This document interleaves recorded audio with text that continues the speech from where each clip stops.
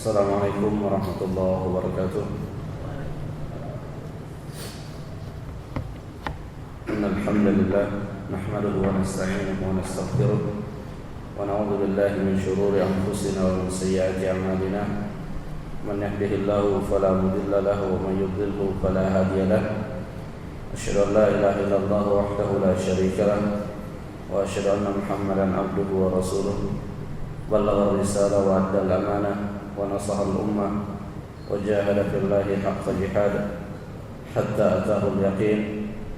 Salawatullahi wa salamuhu alaihi wa ala alihi wa sahabatihi wa man sara ala nahjihi wa ihtada bihadihi wa istanna bi sunnatihi ila yaumil qiyamati, amma ba'd.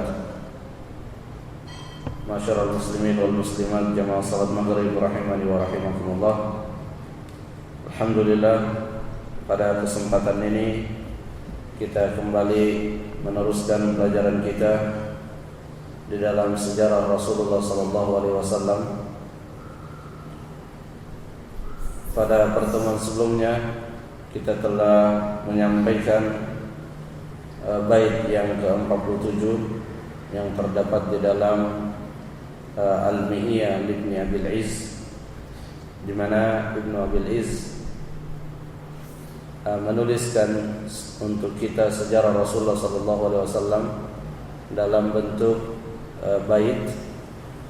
Dan pertemuan sebelumnya kita telah menyebutkan bait yang ke-47 di mana beliau berkata, "Tsumma bana bibnati khairi sahbih wa syara'al adzana faqtadi bih." Kemudian Rasulullah SAW bertemu dan bercampur dengan Aisyah radhiyallahu anha dan mensyariatkan azan. Oleh sebab itu ikutilah. Di bait ini ada dua peristiwa penting yang sudah sering kita dengar.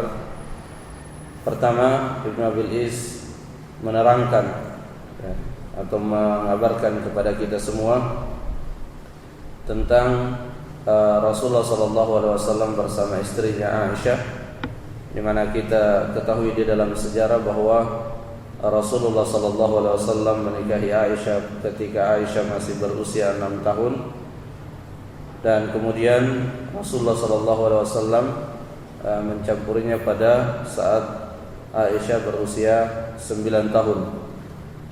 Dan kisah ini secara terperinci disebutkan di dalam Sahih Bukhari dan Muslim, dan yang menceritakannya adalah Aisyah sendiri.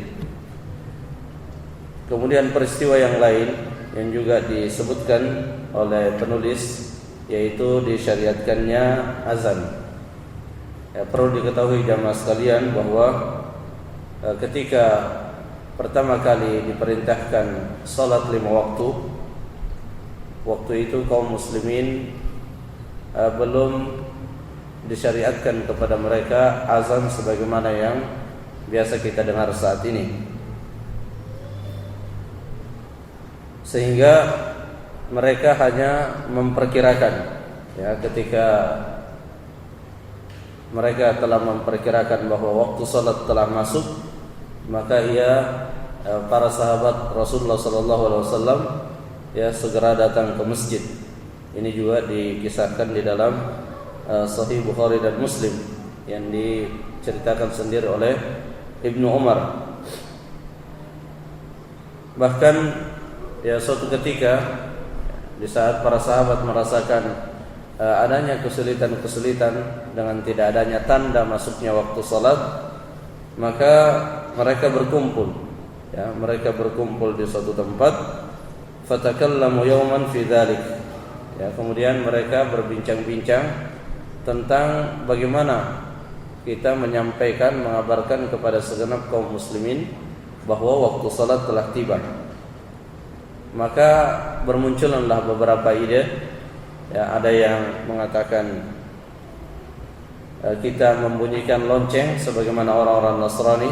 Kemudian ada juga yang mengatakan kita meniup trompet sebagaimana orang-orang Yahudi.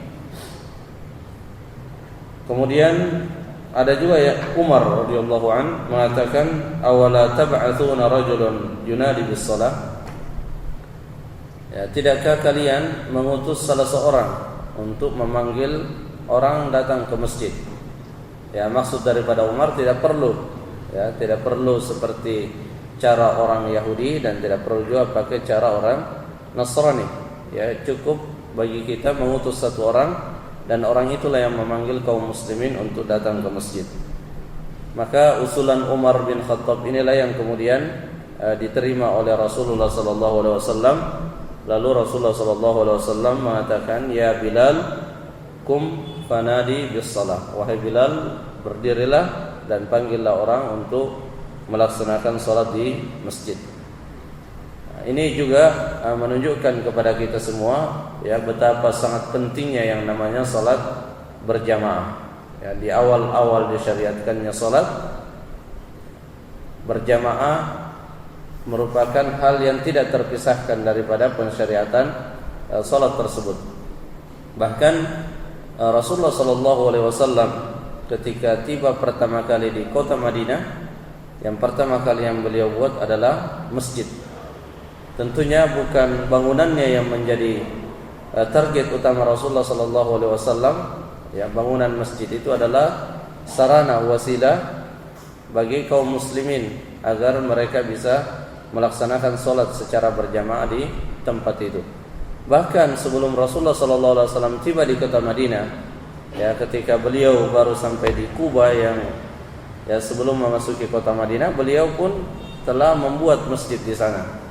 Ya, jadi semua ini menunjukkan kepada kita bahwa betapa sangat pentingnya yang namanya salat berjamaah khususnya bagi kaum laki-laki. Jadi Rasulullah sallallahu alaihi wasallam memerintahkan kepada Bilal, "Fanadi bis shalah." Ya, panggillah untuk melaksanakan salat di masjid. Namun panggilan yang Rasulullah perintahkan kepada Bilal bukan azan yang seperti kita dengar saat ini. Ya, bukan panggilan azan, tapi hanya panggilan as-salatu jami'ah. Ya, as-salatu jami'ah. Jadi kalau kita melihat ya sejarah dari mana kata-kata as-salatu jami'ah, ya ini memang pernah ada, tapi sebelum disyariatkannya azan. Adapun setelah disyariatkannya azan, maka ini tidak dilakukan lagi untuk salat-salat 5 waktu. Dan hal ini diperkuat dengan apa yang ada di dalam Tabaqat Ibnu Sa'ad dari Urwah Ibnu Zubair, dari Zaid bin Aslam dan Said ibnu Musayyab.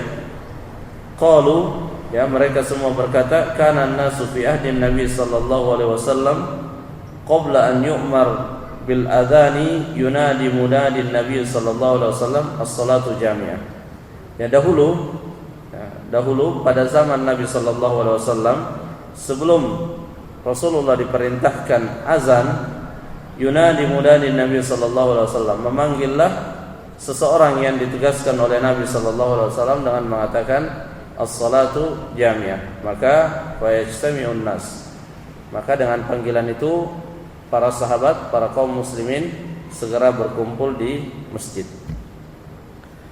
Nah, setelah beberapa saat kaum muslimin dipanggil ke masjid dengan panggilan as-salatu jami'ah, maka seorang sahabat yang bernama Abdullah bin Zaid itu bermimpi, ya, dan mimpinya tersebut dikisahkan kepada Rasulullah sallallahu alaihi wasallam, di mana di dalam mimpinya Abdullah bin Zaid diperlihatkan lafaz-lafaz yang dengannya kaum muslimin diperintahkan untuk memanggil salat.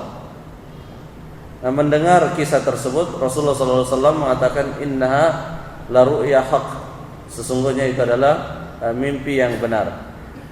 Maka Rasulullah sallallahu alaihi wasallam memanggil Bilal, ya, memanggil Bilal dan memerintahkan kepada Abdullah bin Zaid agar menyampaikan lafaz-lafaz azan tersebut kepada Bilal. Ya, dan Rasulullah memerintahkan Bilal yang azan, bukan Abdullah bin Zaid.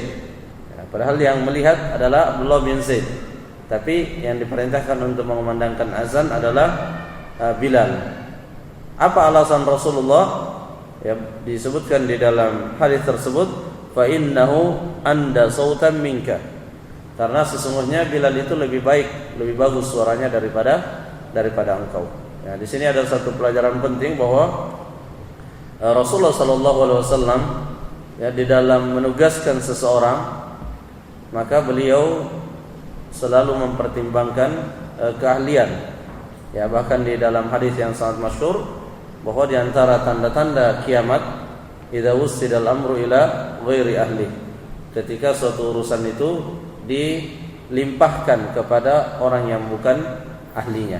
Jadi Rasulullah sallallahu alaihi wasallam mengajarkan kepada kita bahwa ketika kita hendak menugaskan, mendelegasikan suatu tugas atau pekerjaan, maka satu pertimbangan yang tidak boleh diabaikan adalah keahlian, ya, kemampuan. Faqtadi bih, maka contohlah, ya, ikutilah Rasulullah sallallahu alaihi wasallam dalam hal lafaz-lafaz azan tersebut. Kemudian di antara makna faqtadi bihi, ikutilah orang yang mengumandangkan azan. Dan ini sudah sering kita dengar bahwa ketika muadzin mengumandangkan azan, maka yang mendengarnya diperintahkan untuk mengikutinya, ya, kecuali pada saat hayya 'alas shalah dan hayya 'alal falah, ya, di mana kita diperintahkan untuk mengucapkan la haula wala quwata illa billah, ya, dan hikmah yang disebutkan oleh para ulama dari ucapan la haula wala quwata illa billah, ya, jadi ketika kita dipanggil hayya 'alas shalah, hayya 'alal falah, maka kita mengakui dengan pernyataan kita la haula wala quwata illa billah, tidak ada kekuatan untuk bisa menghadiri salat tersebut kecuali Allah Subhanahu wa taala yang memberikannya, ya, dan itu terlihat betapa banyak orang yang mendengarkan azan namun sedikit yang bisa menyambutnya, sedikit yang bisa mendatangi masjid-masjid di mana di sana dikumandangkan azan. Padahal mungkin secara fisik tidak membutuhkan tenaga yang besar. Banyak pekerjaan-pekerjaan lain yang mungkin dengan mudah kita lakukan, tapi yang namanya mendatangi salat dan ketaatan-ketaatan yang lain, di sana berlaku la haula wala quwata illa billah. Tidak ada kekuatan untuk menjalankan perintah-perintah Allah Subhanahu wa taala, dan juga tidak ada kekuatan untuk menjauhi larangan-larangannya kecuali dari Allah Subhanahu wa taala. Ini yang penting untuk kita selalu ingat setiap kita mampu melakukan suatu ketaatan. Demikian juga setiap kita mampu menghindarkan satu dosa dan maksiat, maka kita selalu mengingatnya bahwa itu adalah karunia dari Allah Subhanahu wa taala, sehingga kita terhindar dari sifat ujub. Ya, karena ujub tidak selalu disebabkan oleh hal-hal yang bersifat duniawi. Ya, terkadang juga ujub muncul disebabkan oleh ibadah-ibadah yang kita lakukan, syariat-syariat yang bisa kita terapkan, sunnah-sunnah yang bisa kita laksanakan. Ya, terkadang ujub muncul pada hal-hal yang seperti itu, dan itu dijelaskan oleh Ibnul Jauzi di dalam Talbis Iblis. Ya, bagaimana iblis menggoda seseorang melalui ibadah-ibadah yang dilakukannya.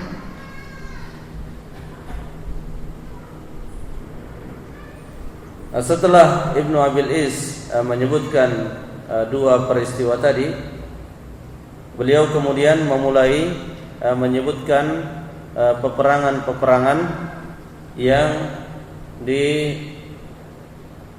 oleh Rasulullah SAW dan para sahabatnya, yang biasa kita kenal dengan ghazwah. Ya, dan ghazwah yang dimaksud di sini adalah pengerahan pasukan. Pengerahan pasukan, entah itu terjadi peperangan atau tidak, itu sudah diistilahkan oleh para sejarawan Islam, itu adalah ghazwah. Ibnu Abil Is rahimahullah berkata, wa ghazwatul abwa'i ba'du fi safar, hadha wa fi thaniyatil al-ghazwu ishtahar. Ghazwah yang pertama yaitu Ghazwatul Abwa, dan itu terjadi pada bulan Safar. Hadza wa fi tsaniyatil ghazw ishtahar.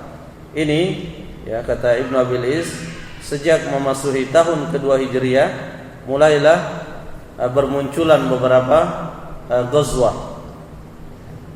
Jadi Rasulullah sallallahu alaihi wasallam berselang 2 tahun di kota Madinah, ya, beliau sudah eksis di sana, ya, sudah ada kekuatan, maka kemudian Allah Subhanahu wa taala mengizinkan kepada beliau untuk berperang sebagaimana disebutkan di dalam Al-Qur'an, udzina lil ladzina yuqataluna bi annahum zulimu wa innallaha ala nasrihim laqadir. Allah Subhanahu wa taala mengizinkan ya orang-orang yang diperangi dalam keadaan dia dizalimi untuk membalas. Innallaha ala nasrihim laqadir. Sesungguhnya Allah Subhanahu wa taala sangat mampu untuk menolong mereka. Jadi Rasulullah sallallahu alaihi wasallam melakukan ini semua tidak atas inisiatif pribadinya, tapi ada wahyu yang Allah turunkan kepadanya yang mengizinkan bagi beliau untuk melakukan hal tersebut.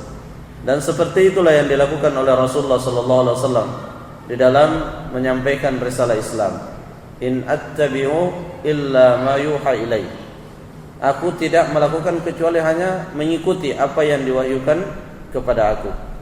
Itu yang dinyatakan oleh Rasulullah sallallahu alaihi wasallam. Makanya di dalam surah An-Najm ya disebutkan ya Allah mentazkiyah beliau, wa ma yantiqu anil hawa in huwa illa wahyun yuha. Apapun yang beliau ucapkan, apapun yang beliau lakukan itu adalah wahyun yuha. Itu merupakan wahyu yang Allah wahyukan.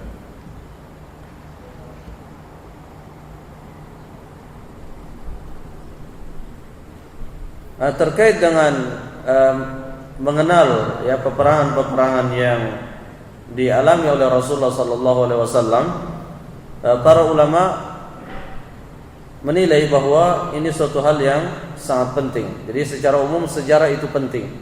Namun terkait dengan peperangan-peperangan yang pernah dialami oleh Rasulullah sallallahu alaihi wasallam, itu hal yang dianggap sangat penting oleh para ulama. Al-Khatib Al-Baghdadi ya, Al-Khatib Al-Baghdadi di dalam bukunya Al-Jami' li Akhlaqir Rawi, beliau meriwayatkan dari Ismail bin Muhammad bin Sa'ad bin Abi Waqqas Az-Zuhri Al-Madani ia berkata, kana abi yu'allimuna maghazi Rasulullah sallallahu alaihi wasallam wa ya'udduha alaina. Ya, dahulu ayahku itu mengajarkan kepada kami peperangan-peperangan yang diikuti oleh Rasulullah sallallahu alaihi wasallam, wa ya'udduha alaina, dan menghitung satu persatu, wa sarayahu, dan pasukan-pasukan yang diutus oleh Rasulullah sallallahu alaihi wasallam, wa yaqul, dan ayahnya berkata, ya bunayya hadza ma'athiru abaikum fala tudayyi'u dzikraha. Ini adalah peninggalan pendahulu-pendahulumu, jangan pernah lalai untuk mengingatnya. Nah, jadi ulama-ulama terdahulu jauh-jauh hari ya telah mengingatkan betapa pentingnya yang namanya sejarah. Ya, karena di dalam sejarah tersebut ya bertaburan ibrah, ya pelajaran-pelajaran yang sangat berharga. Ya, dan sunnatullah ya menyatakan bahwa ya segala sesuatu itu akan berulang. Ya, meskipun mungkin dalam bentuk dan model yang berbeda. Ya, kalau kita perhatikan cerita-cerita, kisah-kisah yang disebutkan di dalam Al-Qur'an, ya, cerita Nabi Nuh, ya, Nabi Musa, ya, nabi-nabi yang disebutkan di dalam Al-Qur'an, ya, kalau kita melihat bagaimana orang-orang kafir menolak ajaran yang dibawa oleh para nabi dan rasul, itu kalau kita bandingkan dengan penolakan yang dilakukan orang-orang zaman ini, banyak kemiripannya, hanya saja dalam bentuk yang yang berbeda, redaksinya berbeda, namun substansinya sama. Ya, terkadang mereka melecehkan para penyeru kebenaran, atau terkadang diberikan tuduhan-tuduhan yang sifatnya stigma, sebagaimana yang dialami oleh Rasulullah, dikatakan tukang sihir, penyair, pendusta, orang gila dan sebagainya. Ya, mirip-mirip. Dan Allah Subhanahu wa taala juga sekaligus mengajarkan bagaimana menghadapi penolakan seperti ini. Ya, jadi tidak hanya diceritakan permasalahan yang dialami oleh para nabi dan rasul, tapi sekaligus juga ya memperlihatkan kepada kita bagaimana mengatasinya. Di dalam Al-Qur'an ya, dan ini kisah yang paling banyak diulang, yaitu kisahnya Nabi Musa alaihissalam. Fir'aun dan pasukannya itu mengatakan kepada Nabi Musa, wa qalu mahma ta'tina bi ayatin fama nahnu laka bimu'minin. Ya, mereka berkata kepada Nabi Musa, meskipun kamu datang dengan tanda-tanda yang seperti apa, fama nahnu laka bimu'minin, kami tidak akan pernah beriman. Dengan ucapannya tersebut, akhirnya Allah Subhanahu wa taala mengirimkan tanda-tanda kekuasaan yang menyiksa mereka. Fa arsalna 'alaihimut tufan wal jarad wal kummala wad dafadi'a wad dam ayatin mufassalat. Ya, kata Allah Subhanahu wa taala, kami mengirim kepada mereka at-tufan, angin tofan yang meluluhlantahkan tempat tinggal mereka. Ya. Kemudian wal jarad, ya, serangga, wal kummal, ya, serangga yang merusak tanaman mereka. Wad-dhafadi, dan diutus katak, ya, jadi periuk-periuk tempat masak mereka itu dipenuhi dengan katak. Waddam, air-air yang dia pakai memasak itu dipenuhi dengan darah. Ayatin mufassalat, tanda-tanda kekuasaan Allah yang sangat terperinci. Ya, begitu datang tanda-tanda seperti ini, mereka berkata kepada Nabi Musa, ud'u lana rabbaka bima ahida indak la in kashafta annal adzab lanu'minanna lak. Ya, berdoa kepada Tuhanmu, jika saja siksaan ini hilang, diangkat oleh Tuhanmu, maka kami akan beriman kepada Engkau. Namun ternyata setelah diangkat, falamma kashafna anhumul adzab, ketika Allah Subhanahu wa taala menghilangkan azab itu, mereka tidak beriman, mereka mengingkari janjinya. Maka Allah Subhanahu wa taala akhirnya menenggelamkan mereka. Dan sebelumnya banyak ancaman yang diberikan kepada Nabi Musa. Sanuqattilu abna'akum wa nastahyi nisa'akum wa inna fawqahum qahirin. Ya, akan kami bunuh anak-anakmu, ya, akan kami biarkan wanita-wanita itu hidup, dan kami berkuasa atas kalian. Tapi Nabi Musa pada waktu itu ya tidak banyak yang dia lakukan. Apa yang Allah perintahkan itu yang dia lakukan. Ya, Nabi Musa hanya mengatakan kepada kaumnya, istainu bi rabbikum wasbiru. Ya, minta tolong kepada Rabb kalian dan bersabarlah. Innal arda lillah, sesungguhnya bumi itu milik Allah. Yurithuha man yasha'u min ibadihi. Allah mewariskannya kepada siapa saja di antara hambanya yang Allah kehendaki. Kemudian Nabi ditutup dengan wal aqibatu lil muttaqin, dan semua akhir itu akan diberikan kepada orang-orang yang bertakwa. Jadi bagaimanapun tipu daya makar yang dilakukan oleh musuh-musuh Allah Subhanahu wa taala, pada akhirnya bumi ini akan diberikan kepada orang-orang yang bertakwa. Sehingga fokus kita sebenarnya bagaimana kita mentarbiyah kaum muslimin agar menjadi sosok-sosok yang bertakwa. Kita tidak perlu terpengaruh dengan hiruk pikuk yang terjadi di sekitar kita yang kemudian melalaikan kita dari tarbiyah tadi. Karena pada akhirnya Allah akan memberikan bumi ini kepada al-muttaqin. Ya, dan ini diulang-ulang dalam Al-Qur'an. Wal aqibatu lil muttaqin wal aqibatu lit taqwa. Ya, banyak ayat-ayat yang seperti ini. Kemudian Zainal Abidin Ali ibn Husain bin Ali juga pernah mengatakan terkait dengan pentingnya mengetahui peperangan-peperangan yang terjadi di zaman Rasulullah sallallahu alaihi wasallam. Dia mengatakan, "Kunna nu'allamu maghaziyan Nabi sallallahu alaihi wasallam wa sarayahu kama nu'allamu surata minal Qur'an." Dahulu kami diajarkan tentang peperangan-peperangan yang terjadi di zaman Rasulullah sebagaimana kami diajari surah-surah di dalam Al-Qur'an. Ini disebutkan oleh Zainal Abidin. Dan peperangan yang terjadi di zaman Rasulullah SAW secara garis besar itu ada dua. Ya, yang tadi telah kita singgung sebelumnya, ada ghazwa dan ada saraya atau bu'uth. Kalau ghazwa itu Rasulullah ikut di dalamnya. Adapun saraya itu beliau hanya mengutus pasukan, beliau tidak ikut di dalamnya. Dan para sejarawan, ya, diantaranya Abu Ishaq, ya, menghitung ya berapa peperangan yang diikuti oleh Rasulullah SAW. Jadi pernah ada yang bertanya kepada Zaid bin Arqam, "Kam ghaza Rasulullah SAW?" Qal 19. Ya, berapa kali Rasulullah SAW berperang? Ia mengatakan 19 kali. Qultu kam ghazawta anta ma'ah? Berapa kali engkau ikut bersama Rasulullah? Qala 17 ghazwah. Ya, 17 kali. Kemudian di dalam Fathul Bari, ya, Ibnu Hajar rahimahullah ketika menjelaskan hal ini, beliau mengatakan 19, ya, angka 19 yang disebutkan oleh Zaid bin Arqam, maksudnya kata beliau, kata Ibnu Hajar, al-ghazwat allati kharaja an-nabiy sallallahu alaihi wasallam fiha bi nafsihi sawa'un qatala aw lam yuqatil.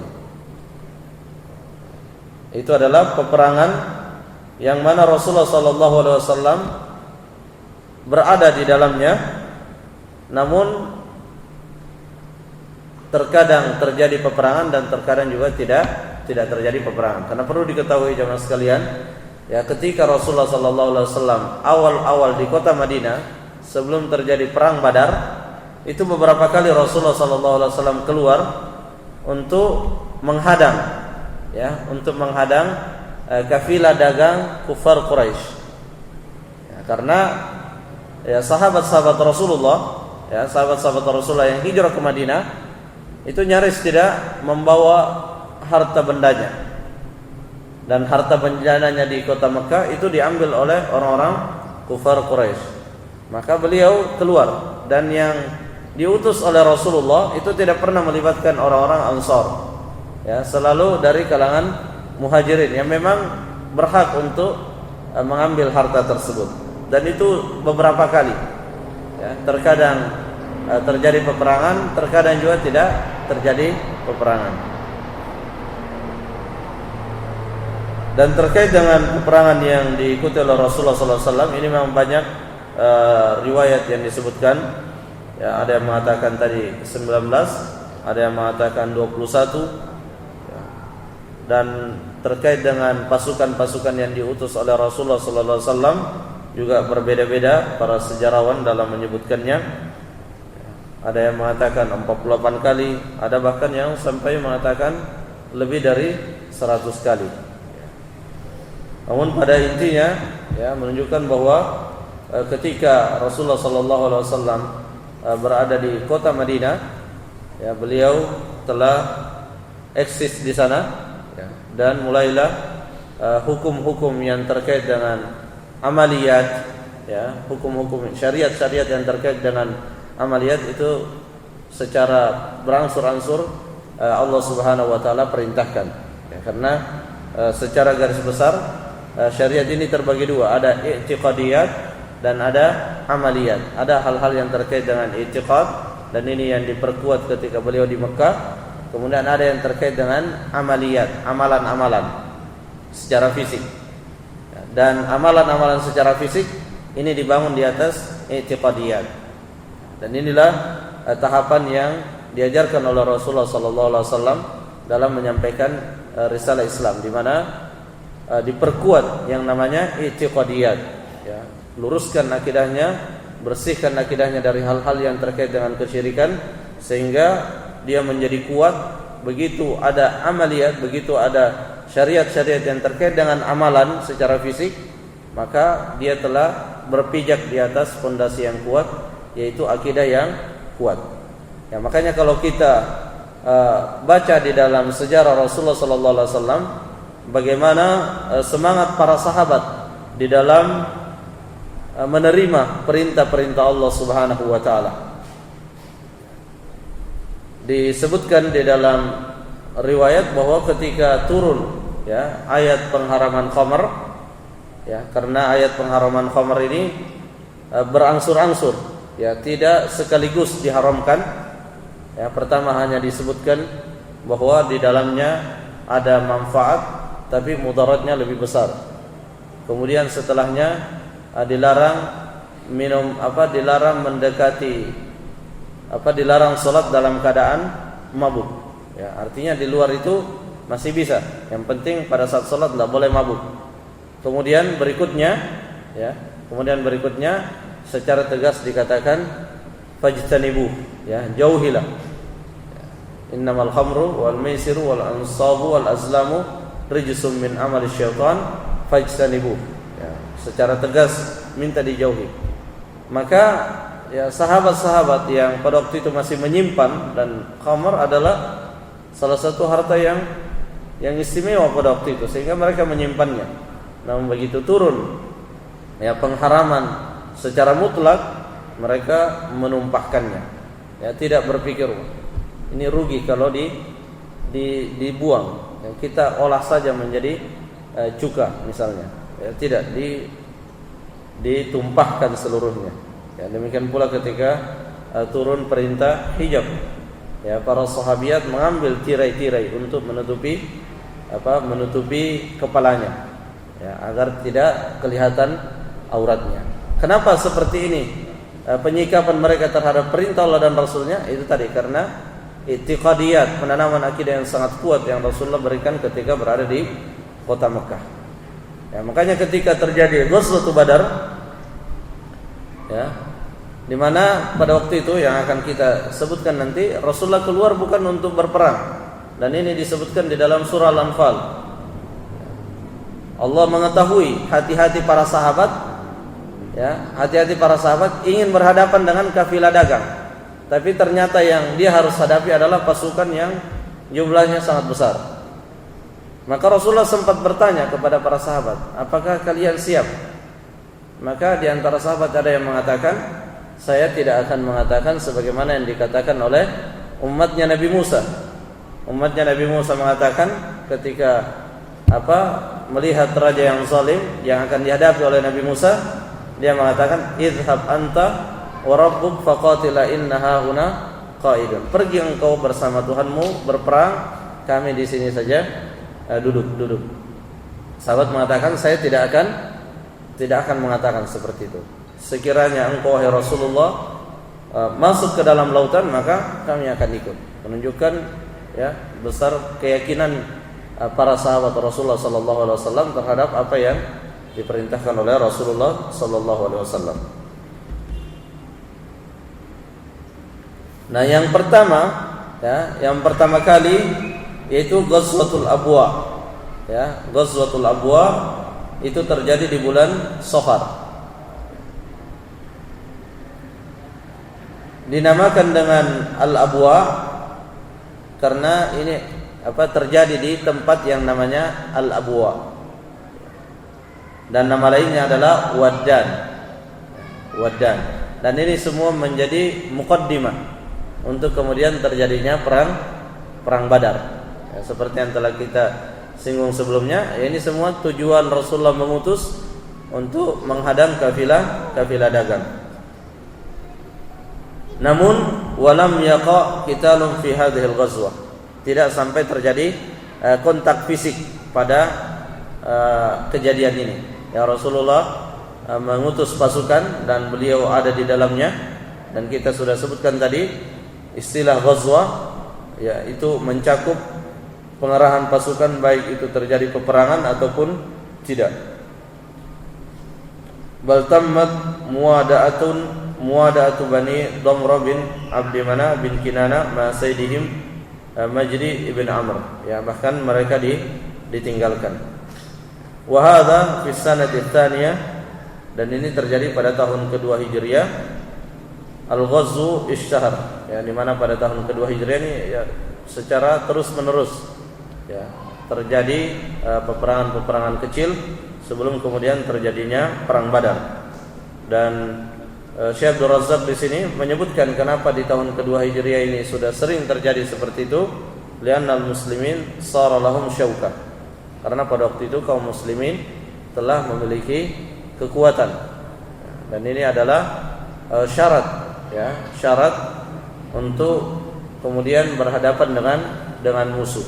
Ya, harus ada kekuatan. Fa kutiba alaihimul qital, maka diwajibkan kepada mereka berperang. Kemudian setelah itu, ya, setelah Ghazwatul Abwa ila Buatin thumma Badrin wajib. Ya, setelah Ghazwatul Abwa, kemudian Rasulullah SAW pergi ke suatu tempat namanya Al-Buat, ya, Buat. Dan tujuannya tidak lain sama dengan yang kita sebutkan tadi, ya'tarid kafilatin min qawafilit tijarah, menghadang kafilah-kafilah dagang milik orang-orang Quraisy. Namun juga tidak sampai terjadi kontak fisik. Kemudian berlanjut ke Badar, tapi belum perang Badar yang besar, ya. Jadi Badar ini adalah salah satu tempat, ya, terjadi pada bulan Jumadil Akhirah, ya. Dan perang Badar yang pertama ini juga dikenal dengan Ghazwatu Safawan. Kemudian di tahun kedua Hijriah ini juga, ya, satu peristiwa penting juga terjadi, yaitu perubahan kiblat. Jadi selain syariat diizinkan berperang, juga terjadi perubahan kiblat, di mana sebelumnya Rasulullah SAW menghadap ke Baitul Maqdis. Namun Rasulullah SAW sangat berharap, ya, semoga kiblatnya itu dipindahkan ke Masjidil Haram. Dan ini disebutkan dalam surah Al-Baqarah, qad nara taqalluba wajhika fis sama falanwalliyannaka qiblatan tardaha. Kami telah melihat di wajah-wajahmu, yang berharap-harap supaya kiblat itu di Masjidil Haram, dan Allah Subhanahu wa taala benar-benar merubah kiblat itu ke kiblat yang memang mereka harap-harapkan. Karena apa? Orang-orang Yahudi, ya, sering mengejek kaum muslimin. Ya, ternyata kaum muslimin itu sebenarnya mengikuti agama kita, karena kiblatnya sama, yaitu Baitul Maqdis. Makanya Rasulullah SAW di dalam banyak hadis itu selalu berusaha menyelisihi apa yang menjadi kebiasaan orang-orang Yahudi dan Nasrani. Maka dipindahkanlah, dan di dalam pemindahan kiblat ini ada juga pelajaran dalam fikih, di mana sebagian sahabat ada yang sedang sholat dan dia berbalik, ya, dia berputar dalam keadaan sholat tersebut. InsyaAllah kita lanjutkan pembahasan ini pada pertemuan yang akan datang. Semoga bermanfaat bagi kita semua. Wallahu ta'ala a'lam bishawab. Subhanakallahumma bihamdik, asyhadu an la ilaha illa anta, astaghfiruka wa atubu ilaik. Assalamualaikum warahmatullahi wabarakatuh.